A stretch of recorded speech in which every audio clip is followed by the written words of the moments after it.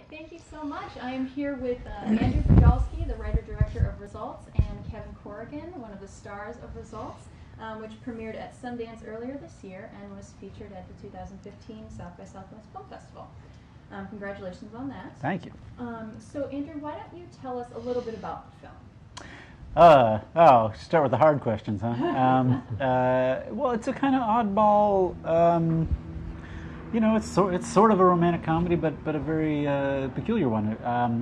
It's about a guy. Kevin's character is a guy named Danny who is a New Yorker who gets his whole life upended. He gets divorced. He more or less simultaneously inherits a whole lot of money that he has no idea what to do with, and ends up in Austin, Texas, where he's very much a fish out of water, and kind of casting about, trying to think of what to do with his money, what to do with his life. Ends up deciding to hire a personal trainer, and he goes to see Guy Pearce's character is a guy named Trevor, who is a fitness guru and proselytizer for all things fitness, who sets him up with a young woman trainer named Kat, played by Kobe Smulders, and from there it's a big, crazy indie rom-com mess. That's a good summary. That's the best I could do. Covered all the bases there. And Kevin, you played Danny. And what qualities of yourself did you bring to the role? Okay, a certain sense of detachment, ambivalence, passive aggression. All of these qualities I brought to the part. Whether or not they were appropriate, I don't know. But I bring those qualities to the job. And the Bronx. Every job. Brought the Bronx. Yeah. Peter Piper brought the Bronx. If you have the Bronx, you have to bring it. What do you like about the character, and what don't you like about your character? Well, I don't like that he's so clenched,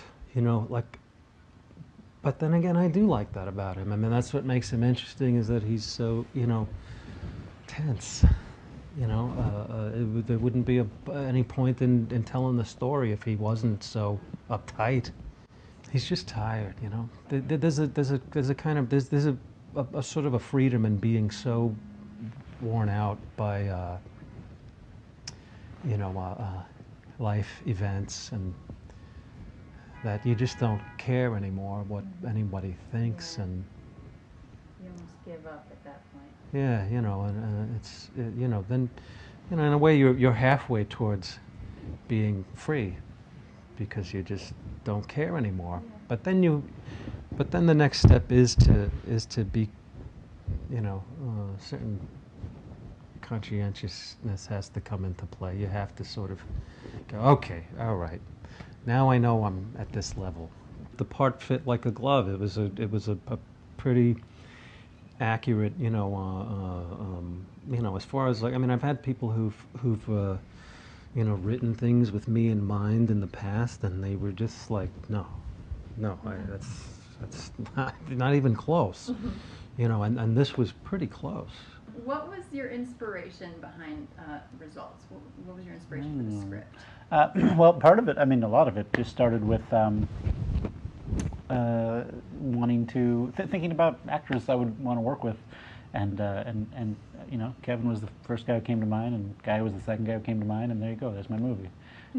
It was kind of that simple in a way. I'd made 4 movies with non-professional actors, which was very much a comfort zone for me, and a way that I really liked working, but certainly wanted to figure out what it would mean to do something with pros, with more recognizable folks, and all that entails. So I just started thinking of people I'd want to work with, and I've been a fan of Kevin's for a long time, for 20 years, and that all ends today. And had known him socially a bit in the last few years, and so I just love the idea of writing something that would be a space where Kevin could roam free, and that maybe we could make some magic together. But Guy was somebody who I had a breakfast meeting with a few years prior, and I'd really been taken with him. Really, just found him to be a fascinating dude, and obviously a great actor. And so already, sitting in a coffee shop trying to think of actors I liked, I was kind of already amusing myself, imagining these two guys inhabiting the same movie. It's this kind of great chocolate and peanut butter thing, these different tastes that somehow felt right together, and of course that's an absurd way to try to make a professional movie, because you can't there are some things that these guys have in common. One of them is that they're both really busy journeyman actors who are always working. And the chances that I was actually going to get the both of them to come down to Austin, Texas and make this cockamamie movie with me are not, it's a crazy thing to plan on. But I was very lucky that it came together, and came together as efficiently as it did. And how was that experience then, working with more named actors, different for you than previously? In some ways it's just the same, because it's the job is the same. We show up and we do the same work no matter what the level of experience of the actor is, and my job is more or less, no matter how much someone experience has, everybody's different, and everybody has different things they're looking for from a director. And so my job is usually just about learning to listen to people, to try to figure out what if anything they need from me. Right. I think the main difference was, I think my inclination is always to work from a certain place of chaos and impose gradually, kind of find our way back to order. Whereas I think just with the level of experience, Kevin, Guy, Kobe having been on a sitcom for 9 years, and to have that extraordinary discipline that they've all learned over that time, order comes very naturally to them, and so if anything, I was working in the opposite direction and trying to throw more chaos at them, or dismantle some of the order that they would bring in. Interesting. So Kevin, what attracted you to the project and the script? Did the script come about before you wanted to collaborate with the actors, or kind of after? Well, it was just a fantasy in my head. I envisioned Kevin as this character, I envisioned Guy as the character, but then I wrote I don't remember if I contacted you until I had a script to show you. I don't think I did. No, you just sent me the script when it was done. Yeah. And I hope you're not offended by this. Well, the first time I read the script, it seemed like a pretty straightforward, portrait of what people are really like. Because we love Cassavetes, okay? We love Rocky, and we love. You have to be so defensive about it. Why? I don't know. You assume that people. I'm just defensive about everything. You never know what people are gonna. Sure. People can be so.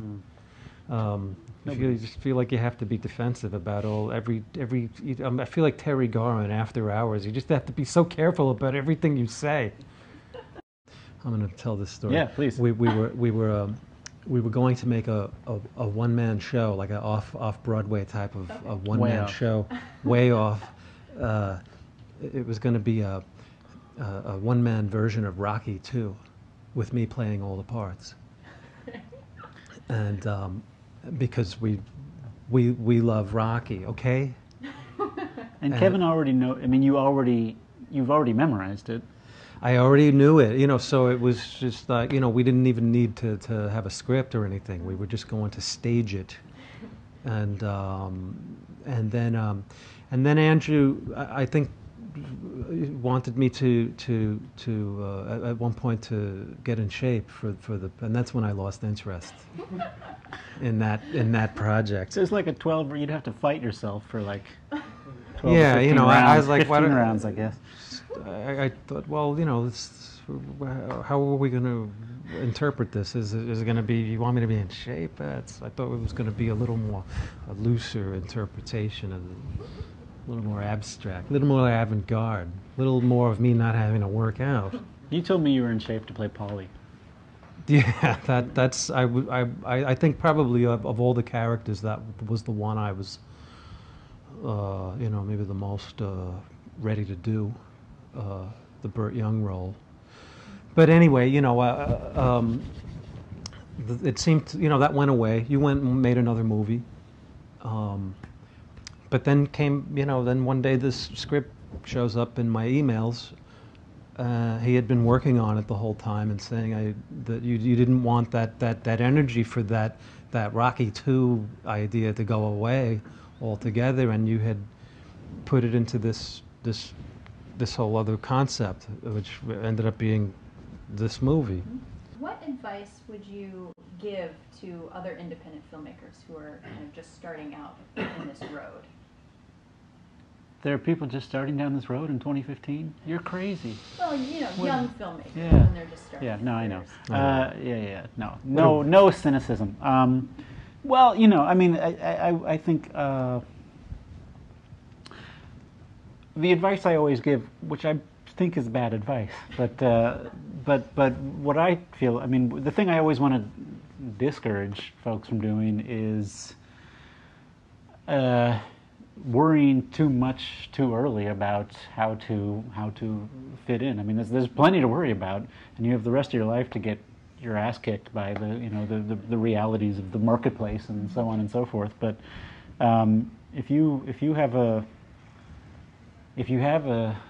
desire to do something that is unique to you, that does feel like your voice, whatever that is, no matter how uncommercial you fear that might be, I think. Especially if you're young, especially if you're starting out, especially if you have no idea what you're doing, that's the time to go for that. I think that's the thing that's the window of opportunity you might miss. Conforming, you've got the rest of your life for. All right. Cool. Well, thank you both so Thank much. you. Really appreciate your time. And everybody go see Results. There you go.